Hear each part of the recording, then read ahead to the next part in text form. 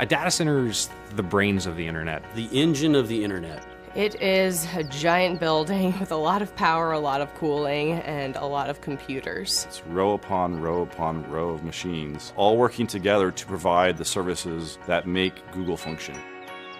I love building and operating data centers. I'm Joe Cava, Vice President of Data Centers at Google. I'm responsible for managing the teams globally that design, build, and operate Google's data centers. We're also responsible for the environmental health and safety, sustainability, and carbon offsets for our data centers. This data center here in South Carolina is one node in a larger network of data centers all over the world.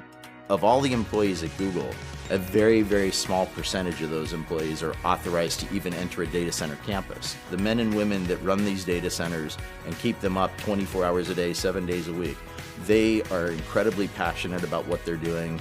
In layman's terms, what do I do here? I typically refer to myself as the herder of cats. And I'm an engineer, hardware site operations manager. We keep the lights on. And we enjoy doing it. And they work very hard. So we like to provide them a fun environment where they can also play hard as well. We just went past the 3 million man-hour mark for zero lost time incidents. 3 million man-hours is a really long time, and with the number of people that we have on site, that is an amazing accomplishment. I think the Google data centers really can offer a level of security that almost no other company can match. We have an information security team that is truly second to none. You have the expression, they wrote the book on that. Well, there are many of our information security team members that have really written the books on best practices in information security. Protecting the security and the privacy of our users' information is our foremost design criteria. We use various layers of higher level security the closer into the center of the campus you get. So just to enter this campus, my badge had to be on a pre-authorized access list. Then to come into the building, that was another level of security.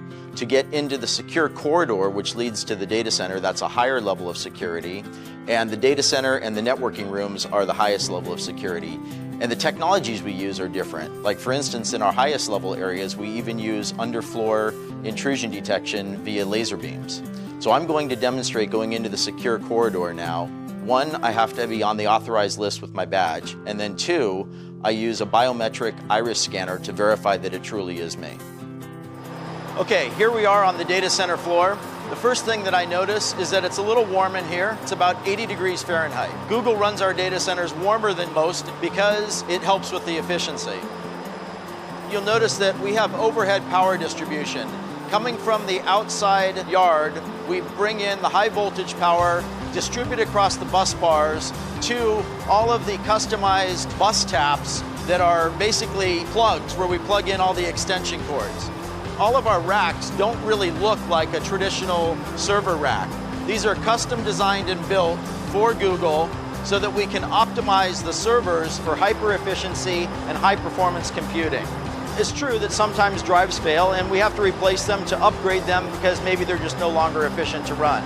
We have a very thorough end-to-end chain of custody process for managing those drives from the time that they're checked out to the server till they're brought to an ultra-secure cage where they're erased and crushed if necessary. So any drive that can't be verified as 100% clean, we crush it first, and then we take it to an industrial wood chipper where it's shredded into these little pieces like this.